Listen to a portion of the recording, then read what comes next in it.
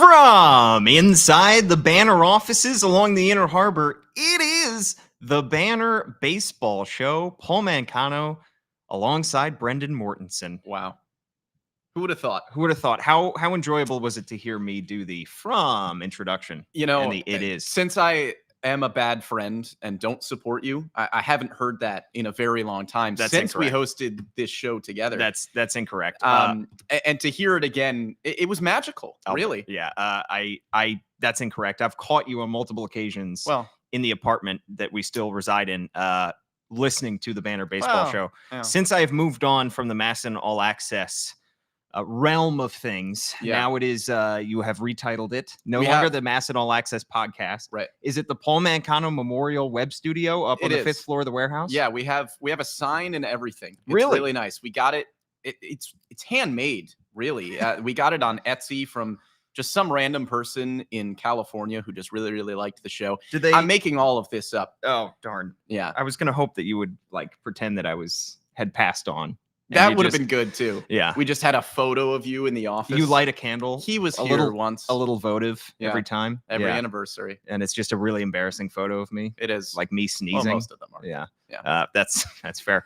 Brendan is, as you know, host of The Bird's Nest over at Masson on the 5th floor of the warehouse. He and I hosted the Masson All Access podcast for far too many years before, the feds came in and shut it down. Right.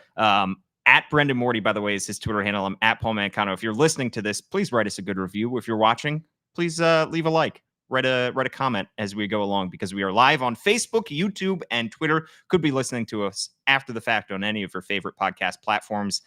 Today, we're going to talk about Coby Mayo and the possibility that the Orioles could call up their young, exciting third base prospect. But first, Brendan, the Orioles have an off day. That's why I've been able to recruit you into the offices here so that you're not just up the road at the warehouse. Unbelievable that we are sitting here today with the Orioles not having a baseball game. It's their first off day since June 17th and just their second since May 30th. Yeah.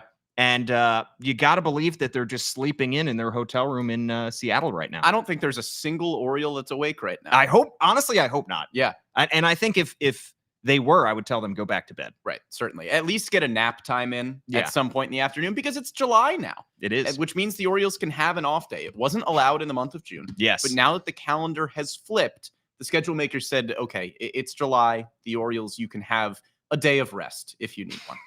Yes. Rob Manfred mandated it. Yes. It's incredible that the Orioles got through that month of June unscathed, rather, I think you could say, at least in terms of a win-loss record. They did lose some pitchers along the way, but they got through it, and they've won 4 of their last 5 games. Obviously, on Sunday Night Baseball, losing a brutal one to the Rangers 11-2, but that was just kind of the culmination of a long weekend, and sometimes off games happen like that. Gunnar Henderson with the golden sombrero. I tend to blame the Legos on his feet and the earpiece in his ear, because boy, did he have a lot of distractions. Yeah, I don't even tend to blame those things. I just flat out do. Yeah. That's the only logical explanation for Gunnar Henderson going 0 for 4 with 4 strikeouts. Yeah. It was between that and the ESPN broadcast jinx of saying, well, if he doesn't get up again here in the 9th inning, that on-base streak is in jeopardy. Yeah. And then he came very close to getting up again in the 9th, and we didn't see it. Yeah, I mean, you just got to blame Carl Ravitch for all of that. Certainly. I mean, also, Andy Costa at AF Costa on Twitter did tweet out yesterday that Gunnar did not change his shoes because he went 0 for 2 or 0 for 3 at that point, whatever it was. He changed it because one of the Lego pieces broke, which, great concept. What a fun little concept to have Legos. In practicality, in actuality, why would you ever want a piece of plastic on your shoes? Because it's cool. Yeah, but in reality, I'm living in a reality where it was cool. That's what you're missing. Yes, I understand the pieces broke, and that became a problem. However, as if the coolness nobody could have seen that coming, was off the charts. Sure. And that's what matters. It would have been more cool if he hit a home run while he was wearing those cleats.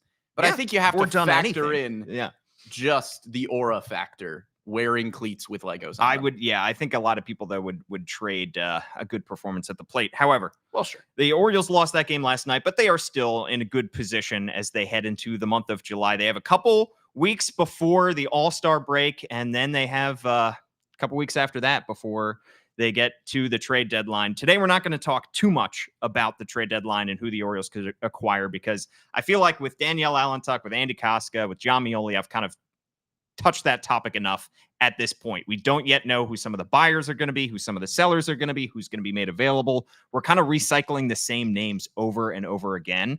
So instead of that, we're going to pivot. We're going to talk about Coby Mayo. Yeah. Because on the Norfolk Tides broadcast last week, Mike Elias joined Pete Mishude and was asked about Coby Mayo and said, quote, he's at the level of talent and experience where you start figuring out ways to work him in, because I do think he's ready, very close to ready for a major league challenge. The defense at third base continues to improve, continues to move in the right direction. He's one of the best players in the minor leagues right now in all of baseball. We're very happy to have him. And so he's so important that we're going to try to figure out the best thing for his development. And if that means getting some major league exposure, we'll figure out a way to do it soon. Brendan, I think that raised some eyebrows across the Maryland area, all the way down to Norfolk as well, because that's not the way Mike Elias talks about every prospect. That's not the way he talked about Connor Norby. That's not the way he even talked really about Colton Cowser and Heston Kjerstad. That kind of talk of we need to figure out a way to get him up here because we think he's that good right now, he really only reserves for Adley Rutschman, Gunnar Henderson, Jackson Holiday. Yeah. That is the kind of praise that Mike Elias has been heaping on Coby Mayo, and it has been justified. Yeah, and when you're talking about some of the top Orioles prospects from the last few seasons, I think there are two pretty distinct tiers. Yeah. Where you have Gunnar Henderson, Adley Rutschman, Jackson Holiday sitting in one tier where it's, okay, they are the best prospect in all of baseball. You find a way to get them in your big league lineup day in and day out. Yep. And then there was a second tier of guys like Heston Kjerstad, Jordan Westberg, Colton Cowser, where you believe that they have the potential to be really good big league players, but it was not an immediate necessity to make sure that they were in the lineup every day. Of course, you wanted them to develop, but those guys came up at a time where you were prioritizing winning rather than their development day in and day out. I think Coby Mayo probably falls a little bit closer to the tier of Holiday and Rutschman and Henderson he straddles than he that does line. to the tier of Kjerstad, Cowser, and Westberg. Yeah. Because, look, he is 18th on MLB Pipeline's top 100. He is 17th according to Baseball America. There are other outlets that have him as a top 10, borderline top 5 prospect in the game. And he's putting up better numbers than we've seen from guys like Cowser and Westberg and even Kjerstad. And he's younger than all of those guys were at the AAA level. He's hitting over 300. The OPS is over 1,000. I don't think he's quite at the tier where you would have to start him close to every day, but I think he is a tier above somebody like Cowser or Kjerstad when they were getting promoted and going back and forth between AAA and the majors a little bit. Yeah, he is somebody who was drafted with, a 4th-round pick in 2020 as a high school bat. And you think back... A heavy overslot deal. Which is what you think back to with Gunnar Henderson. Right. Heston Kjerstad may have been drafted first by the Orioles in that draft, second overall, but the Orioles clearly made an investment at the time and were big believers in his talent for good reason. Mike Elias also didn't have to say this. He can think those thoughts about Coby Mayo, but the fact that he said it out loud on the broadcast, and it was the Norfolk Tides broadcast, but he could have gone out and said, we got a good group in Baltimore right now. We really believe in the infielders that we have, and it's just tough to find a spot for him, which is the kind of stuff that he says about guys like Connor Norby and Kyle Stowers, guys that are still hitting the cover off the ball in AAA Norfolk, but there is legitimately not a spot.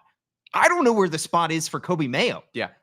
That is why his comments, Elias's comments, I think were so intriguing to me, because I don't know where he slots in. I don't know if the Orioles really are talking about bringing him up. And Elias said they've been talking about it for over a month. Now, he started the season on fire in AAA Norfolk. Then he crashes into the railing trying to make a catch in mid-May and breaks his ribs. Yeah.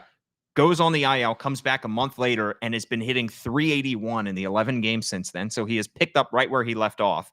But they've been talking about this for a while now. Yeah. And you want to make room for a premier level talent. You should make room for a premier level talent. I don't know where you make that room, though. Yeah, it's very similar to the Heston Kjerstad conversation. Eerily similar, almost, given what they are doing in AAA Norfolk. In both of their cases, they're tearing the cover off the ball. Yeah, you'd like to see their defense get a little bit better, but there hits a certain point where they are so good at the plate that you just need to get them in the lineup at the big league level at some point. In terms of where he gets playing time at the big league level, to me, I think there are a few different routes. The first and most obvious one that a lot of fans have pointed out and are kind of hoping for at this point probably is that he fills Ramon Urias's role. However, Ramon Urias's role is not a very large one right now. Ramon Urias is still a solid big league player. We saw him get some more run in the middle of June when Jorge Mateo was injured, and then Ramon Urias was starting at third base close to every day with Jordan Westburg shifting back over to second. But when Ramon Urias was on the bench with everybody healthy, no Orioles fan would be happy with the amount of plate appearances that Coby Mayo would get in that scenario, where it's just a 1-for-1. Okay, he's in the Ramon Urias role now. That's not going to work offensively. Yeah, and you said nobody would be happy. Obviously, fans wouldn't be happy. We've seen when top prospects have gotten called up and they have not gotten a lot of playing time, fans have been unhappy. The Orioles wouldn't be happy with that either. No. Management would not want to see him kind of wasting away on the bench in Baltimore when he could be getting everyday playing time. That's why Heston Kjerstad got sent back down after he came up for a week earlier in the season, because they said he's not benefiting by being here. Yeah, in the month of May, when the infield was totally healthy, Ramon Urias got 25 plate appearances. You're not doing that for Coby Mayo. No. Because you would rather have him get everyday reps at the AAA level than you would at the big league level. Right. And Ramon Urias started the season horribly, picked it back up a little bit in the month of May, but then in June has kind of fallen back under the expected production line. He's hit .213 with a .650 OPS in the month of June. And he's played in 48 of the team's 84 games so far. So that's 57%, but he's not getting every plate appearance, every at-bat. He's coming in a lot of games as a pinch hitter against lefties, which is kind of ironic because we're going to talk about he has reverse splits. Yeah. And he's also coming in as a defensive replacement. Ramon Urias won a Gold Glove a couple years ago. He's still a very good defensive player at third base.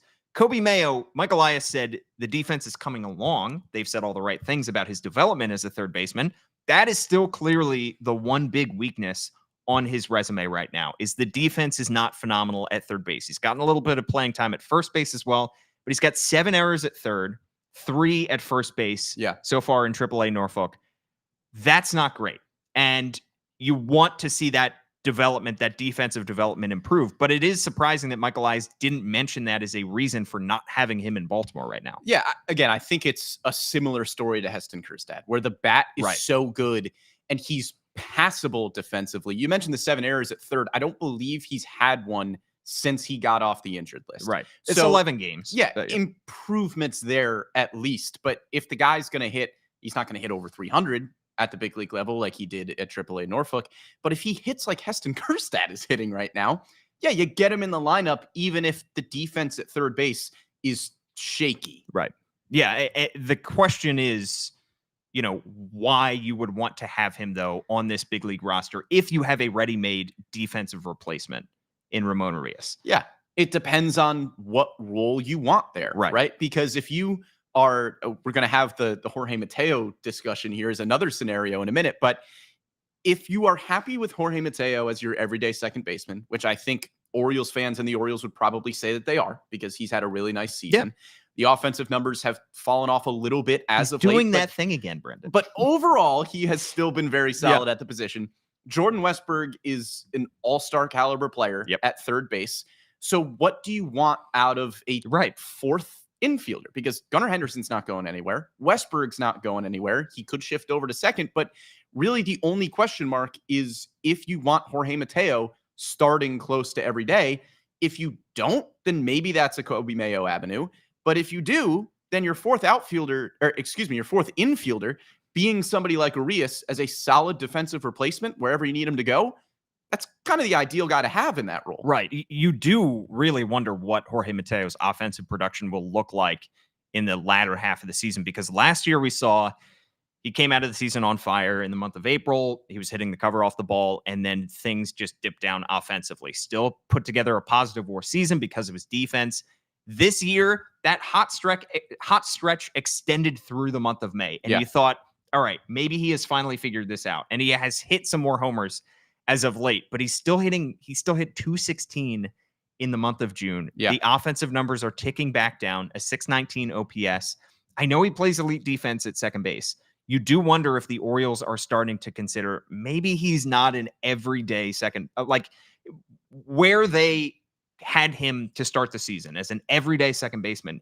Either they didn't believe that was, if he was going to hit consistently enough to earn that, or if this was just the plan. You have him as a quote unquote placeholder. I think at this point, if everything had gone to the Orioles' plan, though, that would be Jackson Holliday's spot right now. Sure. But it's not. And so Coby Mayo being a right-handed bat, in addition to Jorge Mateo being a right-handed bat, creates a little bit of a confusion there. Yeah, that's part of this equation too, which I think is an underrated part of it. We heard from Jackson Holliday a few weeks ago who said, yeah, I'm getting the elbow back and I'm going to make a push for the big league club after the All-Star break.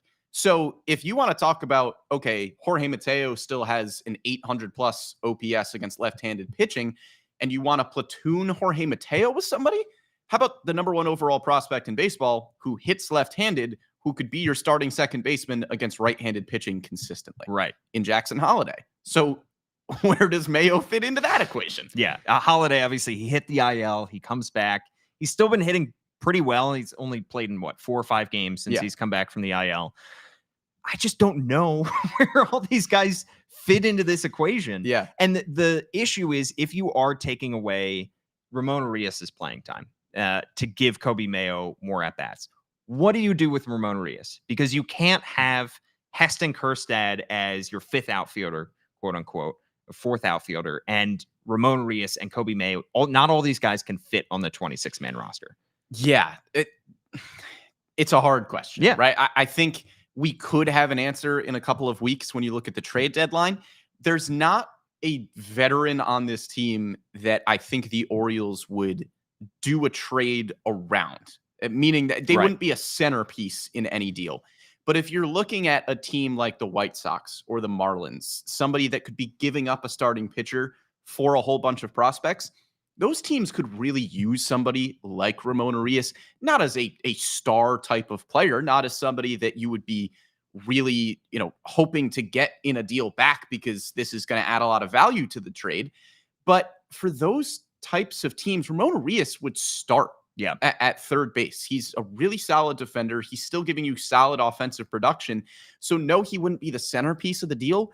But the White Sox and Marlins, those types of teams would look for a player to just really fill at bats and just be a solid clubhouse guy, be a solid player to put somewhere in the middle of the lineup, not as a star, but just as somebody who can give you solid playing. Right. I mean, he still is a valuable player around the league. He's not the most valuable player that can be acquired at the deadline, but I think there are some teams that will have interest in him because like you said, he's under team control for a few more years and he's not getting the playing time here that maybe some team could look at him and say, if he was back to an everyday player, maybe he would be putting up the kind of production he did 2 years ago in Baltimore. So they could be looking at him for that. And the other thing is, at a lot of these deals at the deadline where you see a large prospect haul traded for a pitcher, and I think, or any player, I think the Orioles will try to get a pitcher at this trade deadline. Mike Elias has been very transparent about that. You do sometimes see the team that is acquiring the big leaguer also throw in a big leaguer. Yeah. You get rid of a little bit of salary. Urias is not making a whole lot. I think he's making a little over $2 million. But also you give the team that is trading all of these players and all of these prospects somebody to slot in as just a guy. You think back to the Manny Machado trade with the Dodgers, where the Orioles trade Machado and they get all those prospects back. Breivik Valera, who's not a great big league player, but he was a big league player that the Orioles had as a throw-in. I think back to when Juan Soto was dealt by the Nationals to the Padres. The Padres throw They tried to throw Eric Hosmer. He said no, so they threw Luke Voigt in there. Yeah. It's like a little bit of, in NBA terms, like salary filler, and it's just somebody to play those positions. The only thing is, usually it's a like-for-like change. So it's like Machado is dealt and Valera comes in as an infielder.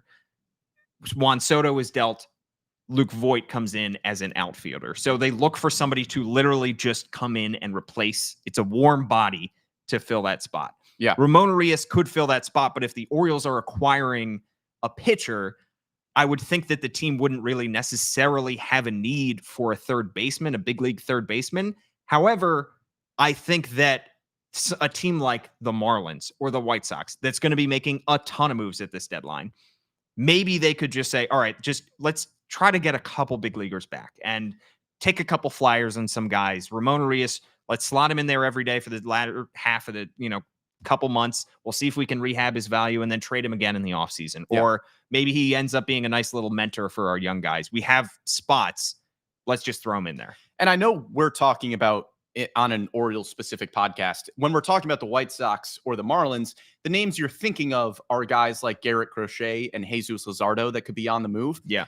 With those two teams specifically, the White Sox, I think there's a pretty good chance they move on from Paul DeJong, who is right now their starting shortstop. And for the Marlins, I know he's having a down season, but they could move Jake Burger, who is their starting third baseman. So yes, you could be looking at somebody like Crochet or Jesus Luzardo in one of those deals. But if the White Sox or Marlins are also saying, hey, let's move DeJong, let's move Jake Burger, maybe from the Orioles, we can get somebody like Ramon Urias to fill in those roles pretty easily. So it might not be we're getting a shortstop, so here's Ramon Urias who can play all over the infield. But in a separate deal, if they're moving DeJong or Burger, Ramon Urias could just come in as even as a kind of throw-in in a pitcher deal and fill the role of somebody else that they've just traded. Right. But these moves, I think Mike Elias has indicated the market is slow right now because it is the very beginning of July. This market is not going to get moving for at least a couple weeks, I think, probably much closer to the deadline. So we're talking about another month where the Orioles will probably, it just doesn't make sense. If they hope to send Ramon Urias out in a deal that is going to net them a starting pitcher, they would probably have to wait and keep Coby Mayo in the minors. It just doesn't make much sense to me right now to try to force some kind of trade for Ramon Urias. And it certainly doesn't make sense for me right now to DFA Ramon Urias. No, because you can occasionally get value back. The Mike Baumann trade is a perfect example of Seattle, where they ended up getting Blake Hunt back in that deal. But it's difficult. Once you put a guy on waivers, you have to be willing to lose him for nothing. Yeah. I don't think the Orioles should be in that spot right now, should be in that mode. I know they would like more production from that fourth, fifth infielder spot, and Coby Mayo, they want to give him an opportunity to do that. I think they should just sit on their hands for the next month, wait to try to include Ramon Urias in a deal at the deadline, and then eventually give that spot to Coby Mayo. Yeah, and I think the Baumann comparison is apt because Mike Baumann was too good of a pitcher to DFA. The Orioles just didn't really have a choice. Right. So you saw a scenario where the Mariners recognized that Mike Baumann was too good of a pitcher to DFA and knew that he would not get to them in the waiver priority. So they said, okay, we'll make a move to go get Mike Baumann. It's possible that happens with somebody like Ramon Urias, but in the case of Baumann, you really just made that move because you had to DFA him as a roster crunch. There is nobody forcing the Orioles to promote Coby Mayo and make a move with Ramon Urias. Yeah, maybe Coby Mayo is forcing their hand a little bit because he's playing so well in AAA, but they're not going to just DFA Ramon Urias for the fun of it. That's a good baseball player that you want to have on your team. Yeah, it's a fascinating conundrum that they have run into time and time again, but it is just slightly, all these conversations are nuanced. Yeah. And, they could easily, the Orioles signed Tony Kemp 2 days before opening day with the intention of eventually moving on from him for Jackson Holiday. Ramon Urias is not that same type of placeholder. He is a much, much better player than Tony Kemp is at this point in Tony Kemp's career. So they are not forced to do anything right now. So for Elias to make these comments about, we're going to have to figure out a way to start working him in, I thought was interesting because he didn't have to say that. He could have waited until the trade deadline. Yeah. And again, we're having this entire conversation about what to potentially do with Ramon Urias if the Orioles call up Coby Mayo. But that kind of leaves us in a place where we've got to circle back to say, okay, but Coby Mayo doesn't really fit in that Ramon Urias role. Right. So in this hypothetical world where you would call up Coby Mayo, have to make some sort of decision on Ramon Urias, okay, great. You have other decisions to make too, because you want to make sure that Mayo is developing. Obviously, the priority is winning games. You're in a tight AL East race. You're going to play whoever gives you the best chance to win, but you still want to find at-bats for Coby Mayo, or else there's really no reason for him to be here. And just having him get called up and being in that one-to-one trade almost for Ramon Urias, that doesn't make a ton of sense. Yeah.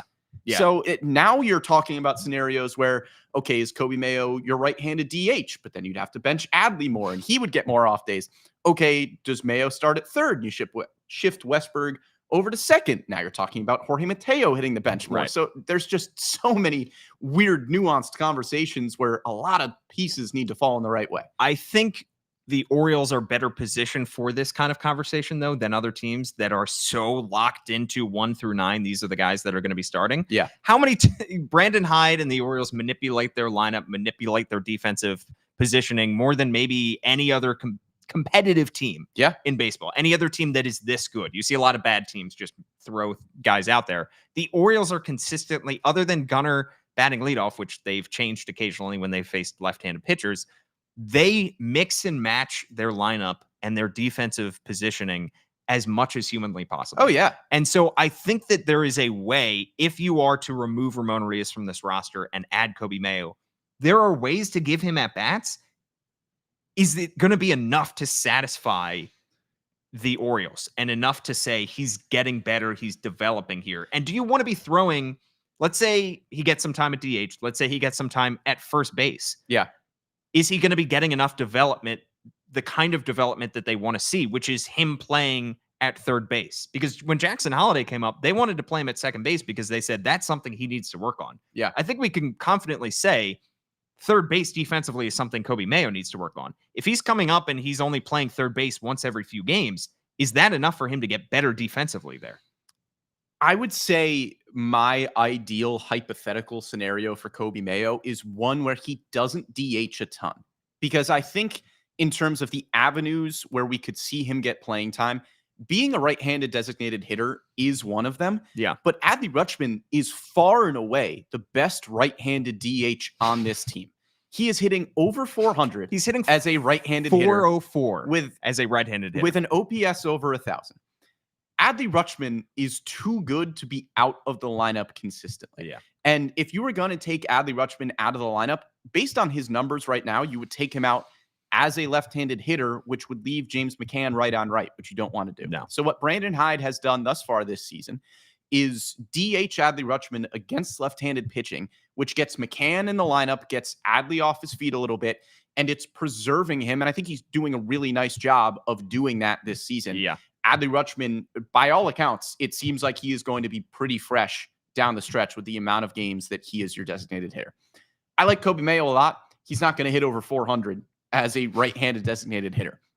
I think the avenue that would make the most sense is if you are taking at-bats probably from Jorge Mateo when right-handed pitchers are on the mound. Because Coby Mayo has some pretty crazy reverse splits in the minors right now. He's got 20 home runs this season. 19 of them have been against right-handed pitchers.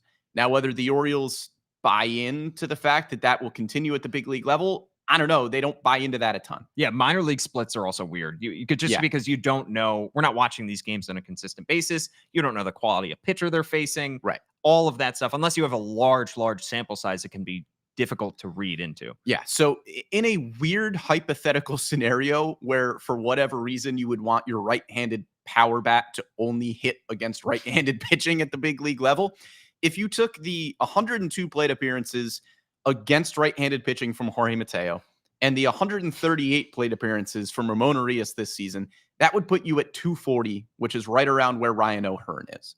So I guess that's a potential avenue. I don't really like it. No. And it doesn't make a ton of sense, but based on the numbers, that's kind of where you would slot him in. Yeah, because here's the thing. Ramon Urias has reverse splits in the big leagues. I mean, there are a lot of guys, Ramon Urias, Jordan Westberg, and both those guys have reverse splits. Austin Hayes last year was that way. Yeah. So right now, Ramon Urias' OPS is 232 points higher against righties than it is lefties. Right. Jordan Westberg's OPS is 219 points higher against righties than it is lefties. So are you using your right-handed hitting Coby Mayo as your I don't think third the Orioles baseman against righties? Yeah, I don't think the Orioles would do that because we have seen in seasons past where even if a player has pretty drastic reverse splits, the Orioles' general philosophy over the last few years has been, that's probably going to regress to the mean. Yeah, just trust on right on left. Right. Just so trust it. I don't think the Orioles would do that, even though Mayo's reverse splits in the minors have been pretty drastic. Yeah. I don't think they would do that at the big league level. It's also crazy that you have two right-handed hitters on your team right now that have reverse splits and are hitting the ball better against righties than they are lefties. And the Orioles, other than that, have a pretty lefty-heavy lineup with O'Hearn and Santander, and they still are a better hitting team against lefties than they are righties. Thank you, Adley Rutschman. Which is literally Adley Rutschman hitting 404. It's ridiculous. It's also Ryan Mountcastle hitting 306 against lefties. Yeah. And Anthony Santander hitting 256. But not enough things can be said about how good Adley Rutschman has been against lefties this year. Well, and Gunnar Henderson. Yes. Is mashing left-handed pitching. I mentioned that the Orioles have taken him out of the leadoff spot against lefties, and then they've just and put Jordan Westberg in occasionally. They've just abandoned that. Last night they had his start against Andrew Heaney. Yeah. Now we did go 0 for 4 with 4K, so maybe they'll change their mind. But they just abandoned that because they said his OPS is still 972, I think, at 921 against left-handed pitching this year, which is utterly absurd. Yeah. And they just said, we just want him in as many at-bats as possible. Yeah. So, I mean, the fact that this team is still being able to crush lefties is hilarious. I just, to get back to Coby Mayo, it's just very, very difficult to find an exact spot for him unless injury could change everything. One guy goes down and that could be his spot. But it's just so interesting to see how the Orioles are treating Coby Mayo and how they're not treating guys like Connor Norby. Yeah. I mean, look, Connor Norby is still a good prospect. Yeah. I think Connor Norby is still going to be a quality big league player. But we're talking about somebody in Coby Mayo who has drawn comparisons to guys like Austin Riley, who's a perennial MVP candidate in the National League. This is the echelon of player that Coby Mayo could be, assuming all things go well. But, I mean, heck, pretty much every prospect that we have seen the Orioles call up over the last few seasons has turned into a really good player outside of the very small sample size that we've seen from Jackson Holliday thus far. Colton Cowser is one of the best rookies in baseball right now. Heston Kjerstad is tearing the cover off the ball. The Orioles just keep doing it. Yeah. And I don't have any reason to believe that Coby Mayo is going to be any different. I saw a comment on YouTube. Thank you for commenting along, Don, about adding Mateo. Why can't Mateo and a minor leaguer get you number 3 or number 4 starting pitcher? We mentioned Urias as a trade piece. The only thing is Mateo, I should say, gives you something that not too many other guys on this team right now do, which is his speed and his elite defense at second base. Ramon Urias can play defense at second base. We've seen it before. Yeah. He's not nearly as fast, obviously, as Jorge Mateo. And I think part of the reason the Orioles were so reticent to replace Jorge Mateo last year with somebody like Joey Ortiz, who was obviously incredible with Norfolk last year, was because they wanted to get Jorge Mateo on their playoff roster. Right. Because you could use a guy just as a pinch runner in so many different spots and as a defensive replacement in so many different spots in playoff games. Those guys are just so valuable to have off the bench, and he ended up starting some playoff games. But those guys are so valuable, and that's why I think Mateo would be more valuable to the Orioles in a playoff series than Ramon Urias would be. Yeah, and look, there are teams around baseball that could use a starting shortstop. I have seen hypothetical trades with Jorge Mateo going to a team like the Dodgers. Right. In general, I just have a hard time believing that a team in the hunt for a playoff spot, a good seed in the playoffs, potentially a World Series if the Orioles make some good moves at the deadline, I have a hard time believing that a team like that is going to move a player that is contributing. Right. Because just in general, Jorge Mateo does good things for you. I know we can get into the specifics of what the splits look like and what his playing time should look like here and there, but he is a very solid defender who is an absolute threat on the bases, as you mentioned. I just don't think the Orioles are going to move on from that type of guy. Yeah. He's a valuable player. And by the same token, I don't think the Orioles are looking to include Cedric Mullins or Austin Hayes because they are more valuable to you than they are to other teams. I know those guys have had down seasons offensively. Both those guys are turning things around, and both those guys are big-time leaders in that clubhouse. Yeah, don't break up the party. It just doesn't. When you traded Trey Mancini a few years ago, it was an understanding that that team was not going to be a legitimate competitor in 2022. The Orioles are not at that point right now. It doesn't make sense to detract from your clubhouse. It doesn't make sense to detract from your lineup unless you absolutely have to, unless it's the deal breaker for you getting, Garrett Crochet or somebody elite. I mean, you would have to imagine that if the Orioles moved somebody like Hayes or Mullins when you're leading the AL East, there would probably be a lot of players in that clubhouse looking around going, what are we doing? Why? I mean, why would you break this up right now? We got a good thing working. The other thing that I don't want to spend too much time on, but you were just talking about Coby Mayo and the kind of high ceiling that he has and the way that he is discussed as a prospect and the way that it is different from other prospects. And I think that is why when you look at the Orioles system right now, you're talking about 4 untouchable prospects. Jackson Holliday, obviously. I think Samuel Basayo's there. I think Heston Kjerstad, he may not be considered a prospect in a week's time. He's in that category. And I think Coby Mayo. I think it is those 4 guys that the Orioles consider untouchable. Yeah. If you want to throw Cowser in that conversation as well, I would. Cowser, again, not a prospect at this point, but Cowser and Kjerstad, I know Kjerstad hasn't been in the big leagues long, but those 2 for me fall under the category of guys that could contribute to your lineup every day right now. Colton Cowser is an elite defensive outfielder and is, I believe, still tied for the rookie home run lead right now.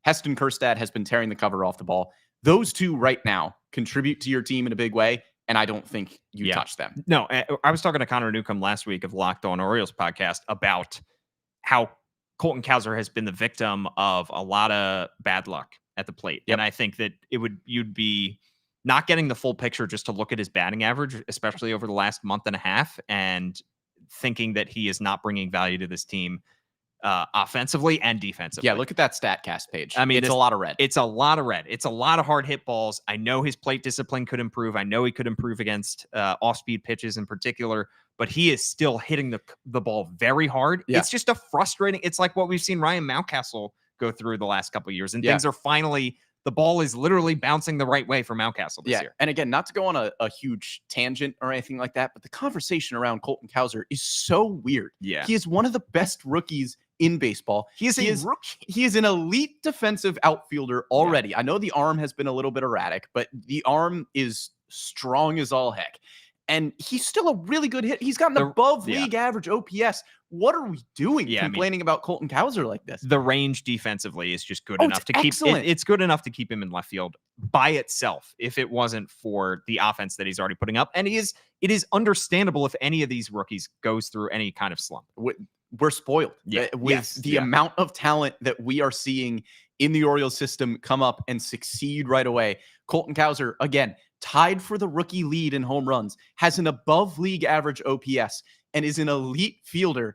And there's people go, well, he's only hitting 230. By the same token, I don't want to get too much on my soapbox about this, but the conversation about James McCann as well. The guy is a backup catcher. And he's a good one. And he is maybe one of the 5 best backup catchers in baseball. Undoubtedly. I don't know.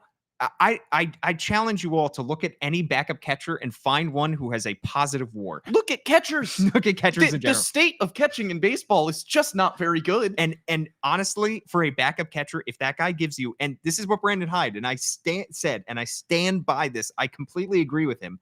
If that guy gives you anything offensively, it is a bonus. It is icing on top of the cake. And I know his metrics defensively aren't awesome, but metrics for a catcher are not everything. They're also metrics for a catcher. I think the stuff that we have access to in the public is like in the Stone Ages compared to the metrics that we have for every other position. And I know this is a cliche in analytics that I hate using because I am an analytics guy. But in the case of a catcher, there is no metric for a relationship with a pitcher and the quality of games that you are calling. It's just impossible. And I think somebody like Sig Mejdal would say the same thing. Yeah. It is just a different, it brings a different kind of chemistry. It's pitch calling. It's all kinds of stuff that you can't know and you can't, have insight to. It's all under the hood stuff. Yeah. That And James from everything McCann we've brings. heard, James McCann excels at all of those Exactly. things. So I understand that people want to see Adley catch more because Adley is, no question, he is the better defensive catcher at this point in his career. He's younger. I get it. But the Orioles are trying to get Adley off his feet as much as possible so that they could get him through a brutal June, so that they can get him to October without having so many games on his knees that they want to make sure that he is 100% when they get into the playoffs. Yep. If you're looking 5 years from now, back at the number of games that Adley Rutschman caught, hey, I bet the Twins wish they caught Joe Mauer less and DH'd him more. Like you want Buster to Posey. Yeah, exactly. You want to keep a generational catcher talent like that as fresh as possible for as long as possible. And he is, again, the best right-handed hitting DH on this team. Yeah, it just wouldn't make sense. And James McCann is fine. Utterly, in fact, he's better than fine as a backup catcher. Just look around. I just dare you to look around. In fact, I would argue good. Yeah, I would just say look around baseball and see who a lot of teams are starting at catcher, and James McCann is a lot better than a lot of those guys. Yeah. All right. We have soapboxed. Off our soapboxes. Yes. Thank you to John for commenting on YouTube that the boys are back. Thanks, John. One time only. Maybe at some point we'll get you back on the Banner Baseball Show at some point later in the season. Brendan hosts his own podcast. It is The Bird's Nest with Annie Claff that you guys host every Wednesday at 11 a.m. Yeah. And you can catch it on all the same platforms that you can catch the Banner Baseball Show. I've just done your plug for you. You don't even You have. Yeah. Thank you. Yeah, it is the artist formerly known as the Mass and All Access podcast, formerly hosted by Paul Mancano. We still got content pumping out. I think it's still pretty good. It is. Check it out. Good. And of course, the Orioles have a little bit of time before they have to make their decision on draft day. That's going to be fascinating. And we'll have plenty of draft conversations here. I know it's not nearly as exciting as when the Orioles are drafting near the top of the first round, but it's still a big decision to make because this farm system could lose some top prospects at the deadline. You're going to need to replace those guys. And also, which GM in baseball has shown to be better at drafting than Mike Elias. So that'll all be interesting conversations. Gunnar Henderson, by the way, I didn't even mention, is going to be in the home run derby. I think at some point we've considered that fait accompli. I think we thought that was definitely going to happen. Yeah. Once he said he was interested in it, there was just not a chance Major League Baseball was going to let that go by the wayside. Exactly. So he is going to be competing in that with all kinds of different rules that we'll forget as we're watching. I assure you. I read them this morning. I forget them already. Forgot. It's going to be fun, at least, to see him compete, and the Orioles will be well represented at the All-Star game. We don't yet know how much. You got to subscribe to the Baltimore Banner. Just $1 for 6 months, where you can read all of Andy Koska and Danielle Allentuck and Kyle Goon and John Mioli's great work. So head there as soon as you are finished listening or watching to this. At Brendan Morty on Twitter is Brendan's Twitter handle. I am at Paul